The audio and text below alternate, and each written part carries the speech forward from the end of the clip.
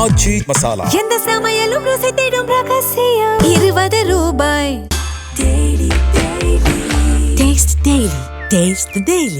நடைபெறுகிற அந்த மாநாட்டில் 3 மாநிலங்களும் செய்கிற துரோகத்தை நமது மகத்தான மக்கள் தலைவர் நம்முடைய முதல்வர் எடுத்துரைப்பார்.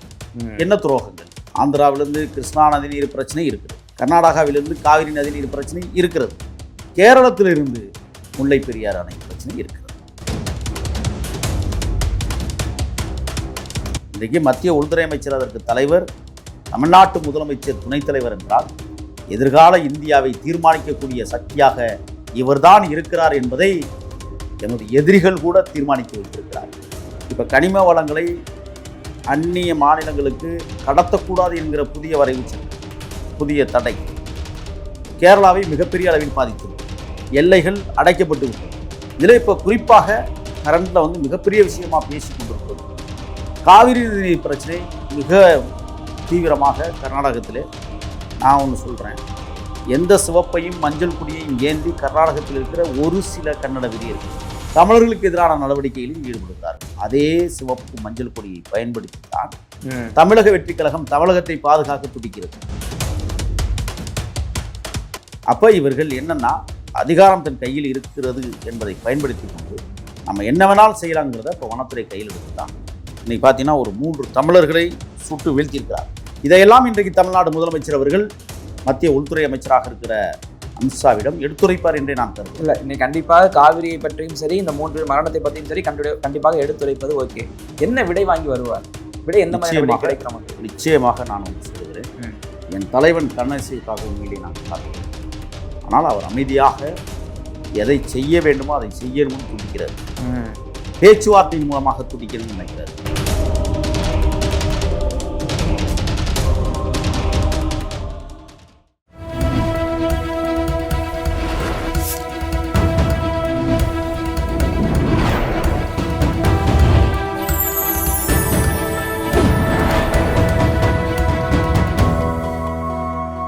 சேனல் 5 தமிழ் நேயர்களுக்கு வணக்கம். இன்றைய நேர்காணலில் நம்மோடு இணைந்திருப்பவர் தமிழக வெற்றி கழகத்தின் மாநில செய்தி தொடர்பாளர் திரு முகில் அவர்கள். வாருங்கள், அவரோடு பேசுவோம். சார் வணக்கம். வணக்கம். இன்று கோவளத்தில் தென்னிந்திய முதலமைச்சர்கள் மாநாடு. இதற்கு தலைவராக அமித்ஷா, துணைத் தலைவராக நமது முதலமைச்சர் விஜய் அவர்கள். இந்த மாநாட்டில் முதலமைச்சர் விஜயனுடைய கருத்துக்கள், விவாதங்கள் என்னவாக இருக்க போகிறது? ஏன்னா எல்லாருமே நோக்கிறது கர்நாடக முதல்வரும் இங்கே வந்திருக்காரு. இப்போ நமக்கு அண்மையில் இருக்கக்கூடிய பிரச்சனை இந்த காவிரி பிரச்சனை, நம் தமிழர்கள் 3 பேர் சுட்டுக் கொல்லப்பட்டது, இது மாதிரியான தொடர்ந்து இந்த மாதிரியான சம்பவங்கள் தான் நடந்துகிட்டு இருக்கு நமக்கும் கர்நாடகாவுக்கும் இடையில. இதுல இந்த வாதங்களின் அடிப்படையில் இங்கே ஒரு முக்கியமான கருத்தாக முதலமைச்சர் விஜய் அவர்கள் இது வைப்பாரா? சரியான கேள்வி. தென் இந்தியா மாநாடு பல்லவர்களின் தலைநகரம் மாமல்லபுரத்தில் நடைபெற்று கொண்டிருக்கிற நேரத்தில் நம்ம பேசிக்கிட்டு இருக்கிறோம். முதல்ல இந்த மாநாட்டில் மிக முக்கியமாக தென் மாநிலங்கள் முதலமைச்சர்கள் என்ன கோரிக்கை வைக்க போகிறாங்கன்னா, நாடாளுமன்றத்தினுடைய அவையை கூட்டக்கூடாது, அதாவது கூட்டுதல் என்பது தொகுதி மறுவரையறை வேண்டாம் அப்படிங்கிறத தெல்ல தெளிவாக அடிப்பாங்க. ஏன்னா மத்திய அரசு கொண்டு வந்த திட்டத்திற்கு ஆதரவாக இருந்த காரணம், மக்கள் தொகை குறைப்பு நடவடிக்கைகளில் தென் பிராந்திய மாநிலங்கள் மிக கடுமையாக அந்த சட்டத்தை நடைமுறைப்படுத்தியது. அதே போல் இன்றும் செயலாற்றி கொண்டிருக்கிறது. இன்றைக்கும் நம்ம ஒரு ஆண் ஒரு பொண்ணு அல்லது ஒரு 2க்கு மேலே நம்ம பெற்றதில்லை தமிழ்நாட்டில் அப்படிங்கிற நிலையை உருவாக்கி வைத்திருக்கிறோம். இது எங்கே நிற்கிதுன்னு சொன்னால், மத்திய அரசு இன்றைக்கி அந்த தொகுதி மறுவரையறையில் கொண்டாந்து நிப்பாட்டி வச்சுக்கிறாங்க. இது தென் மண்டல அந்த மாநிலங்களுக்கு இது பொருந்தும். ஆகையால் கடுமையான விவாதங்களை முன்வைப்பார்கள் இந்த விடயத்தில். ஒன்று, மாநிலங்களுக்கு இடையே நடைபெறுகிற பிரச்சனைகள், பொதுவாக ஆந்திராவுக்கும் கர்நாடகாவுக்கும் பிரச்சனைனா இல்லை, கேரளாவுக்கும் ஆந்திராவுக்கும்னா பிரச்சனை இல்லை. ஆனால் பிரச்சனை என்பது கேரளாவிடமிருந்து தமிழர்களுக்கு பிரச்சனை, ஆந்திராவிலிருந்தும் தமிழர்களுக்கு பிரச்சனை, கர்நாடகாவிலிருந்து பிரச்சனையோ பிரச்சனை. அப்போ இந்த பிரச்சனைகளை தீர்ப்பது, நாம் ஏற்கனவே நம்ம 2 பேரும் பேசியிருக்கிறோம். மொழிவழி தேசிய மாநிலங்கள் பிரிக்கப்படுகிற போது தமிழருடைய எல்லைகள் 3 மாநிலங்களிலும் பரவி கிடக்கிறது. உண்மைதானே? ஆமாம். இப்போ அந்த விஷயத்தில் இன்னைக்கு TKM சிவகுமார் அவர்கள் நிச்சயமாக தலைவர் விஜயை சந்திக்கிறார், கைகுலுக்குவார், குலுக்கியிருப்பார். ஆனால் அங்கே நடைபெறுகிற அந்த மாநாட்டில் 3 மாநிலங்களும் செய்கிற துரோகத்தை நமது மகத்தான மக்கள் தலைவர் நம்முடைய முதல்வர் எடுத்துரைப்பார். என்ன துரோகங்கள்? ஆந்திராவிலிருந்து கிருஷ்ணா நதிநீர் பிரச்சனை இருக்கிறது, கர்நாடகாவிலிருந்து காவிரி நதிநீர் பிரச்சனை இருக்கிறது, கேரளத்திலிருந்து முல்லை பெரியாறு அணை பிரச்சனை இருக்கிறது. இப்போ முதல் தலைய பிரச்சனையாக அந்த பிரச்சனை இருந்துகிட்டு இருக்கிற இந்த சூழலில் இப்போ கனிம வளங்களை அந்நிய மாநிலங்களுக்கு கடத்தக்கூடாது என்கிற புதிய வரைவு சட்டம், புதிய தடை கேரளாவை மிகப்பெரிய அளவில் பாதித்திருக்கிறது. அவருடைய வருமானம் நிலைநிறுத்தப்பட்டு விட்டது, எல்லைகள் அடைக்கப்பட்டு விட்டது. அந்த பிரச்சனையை நிச்சயமாக கேரளா எழுப்பும்.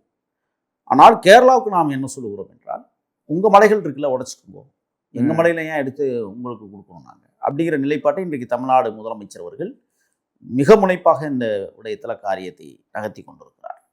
அப்போ இங்கிருந்து கடத்தப்படுகிற அல்லது கொண்டு செல்லப்படுகிற இந்த பாறைகள் தடுக்கப்பட்டது.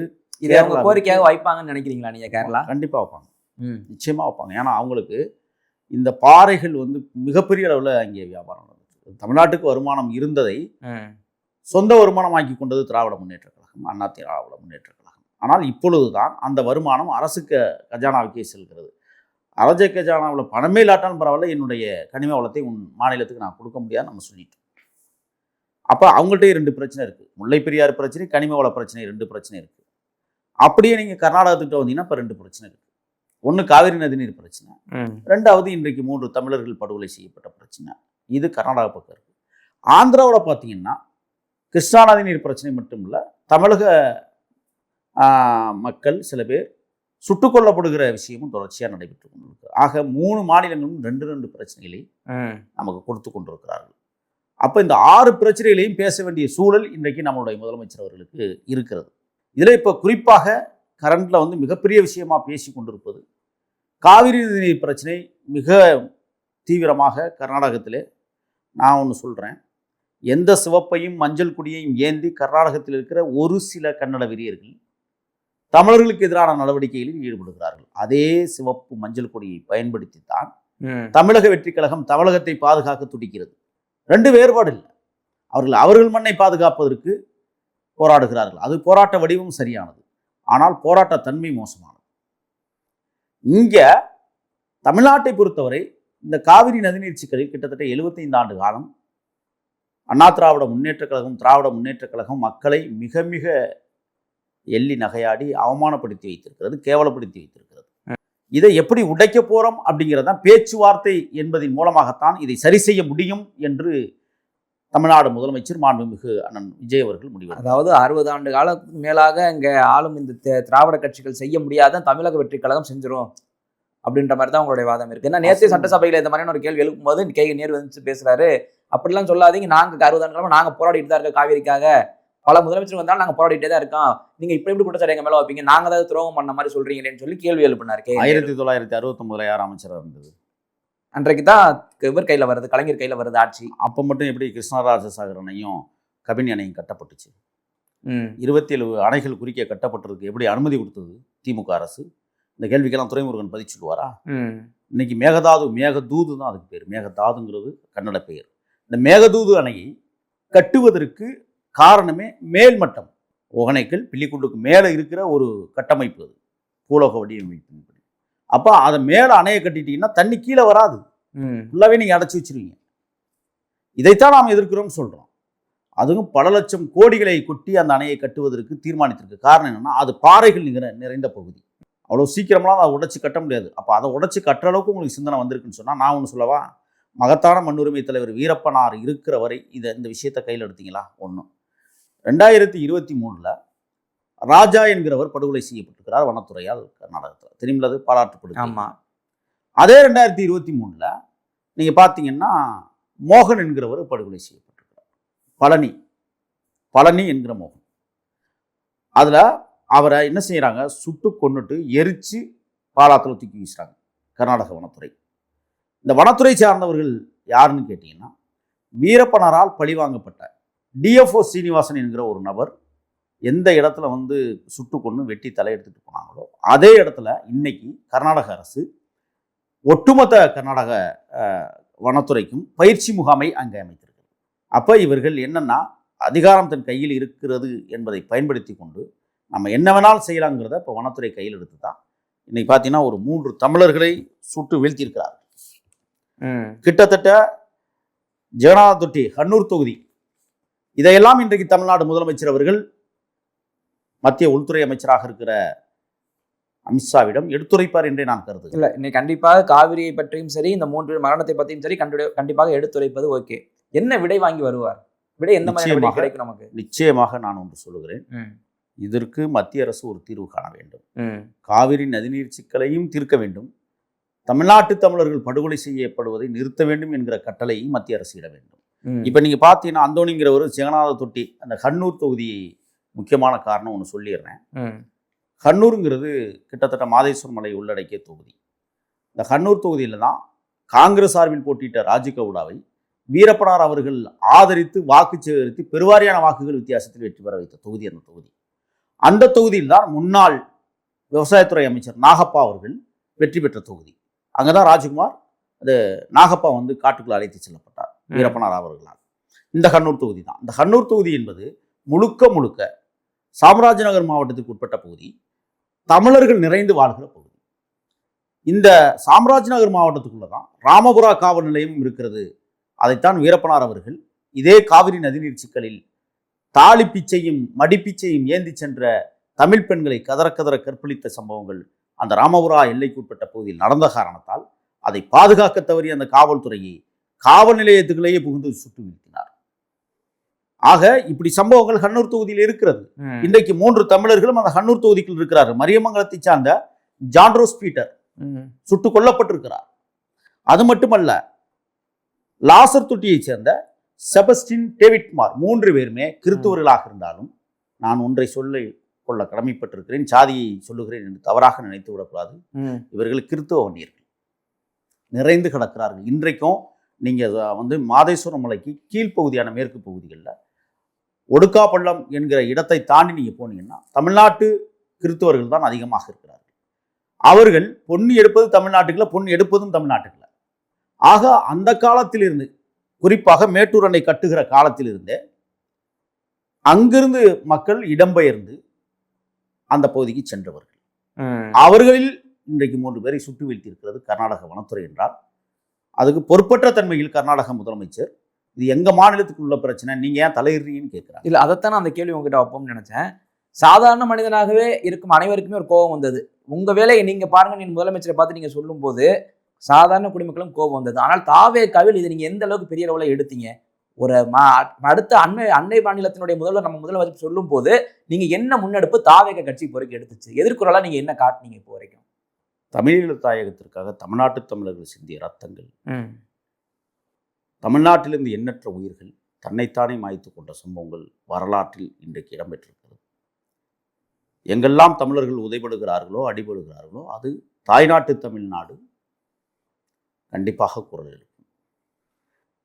பொறுப்பற்ற முறையில் கர்நாடகத்தினுடைய முதலமைச்சர் இப்படி பேசியிருப்பது அபத்தமானது. அவர் அப்படி சொல்லுகிறார் என்றால் இங்கே இருக்கிற கன்னட நிறுவனங்கள், கன்னட கல்விக்கூடங்கள் ஏதாவது அசம்பாவிதம் செய்தால் அப்பொழுது கர்நாடக முதலமைச்சர் தலையிடுவாரா இல்லையா? இந்த கேள்விக்கு பதில் உண்டா சிவகுமார் அவர்களிடம்?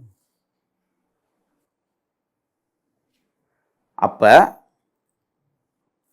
இவர்கள் திட்டமிட்டு மரியாதைக்குரிய முதலமைச்சர் சிவகுமார் அவர்கள் இது போன்ற காழ்ப்புணர்ச்சியோடு தமிழர்களை பாதுகாக்க தவறிய குற்றவாளியாக நின்று கொண்டிருக்கிறார்.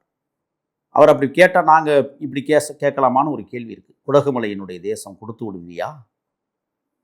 பெங்காலூர் என்று சொல்லக்கூடிய பெங்களூர் எங்களுடைய புண்ணிய தேசம் கொடுத்து விடுவியா?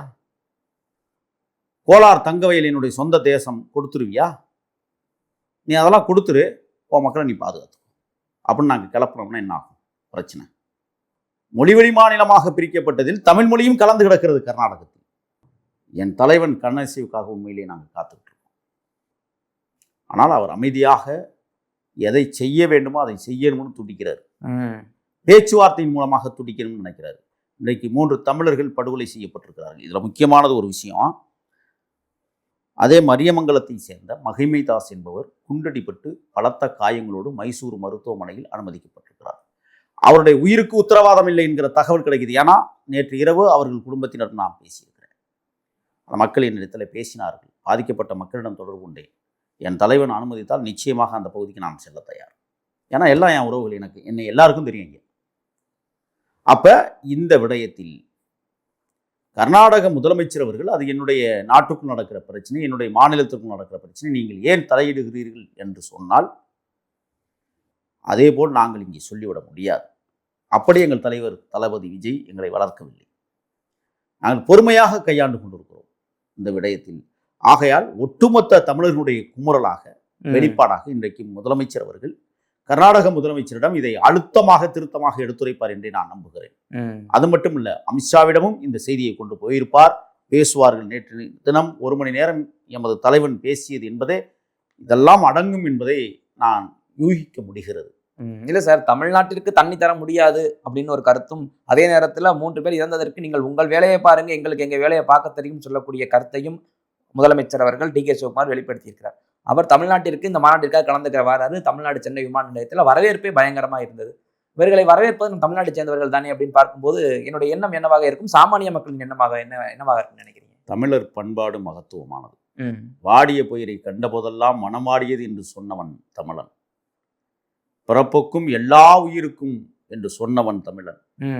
யாதும் ஊரே யாவரும் கேளீர் என்று சொன்னவன் தமிழன். இப்படி சொல்லி சொல்லியே அவர் இங்க வரும்போது நம்மளுடைய பாங்கு, நம்மளுடைய அந்த தமிழ் பண்பாடுன்றது வரவேற்கக்கூடிய வகையில் இருக்கு. ஆனா என்னுடைய முதலமைச்சர் விஜய் இங்க வந்தா நாங்க மிகப்பெரிய கலவரம் பண்ணுவோம், எதிர்ப்போம் சொல்லி அந்த கர்நாடகாவில் சொல்லும் போது அந்த அந்த மாண்பு, அந்த பண்பாடெல்லாம் எங்க போச்சு?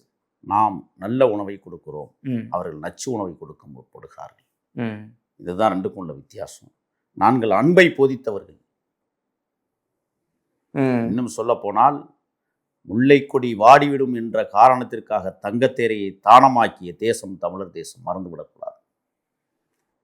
குளிரில் ஆடுகிற மயிலுக்கு பேகன் தன் போர்வையை தானமாக்கி கொடுத்த தேசம் தமிழ்நாடு. இதெல்லாம் அவர்கள் படித்திருக்க மாட்டார்கள். அவர்கள் இன்னும் பிற்போக்குவாதிகளாகவே இருக்கிறார்கள்.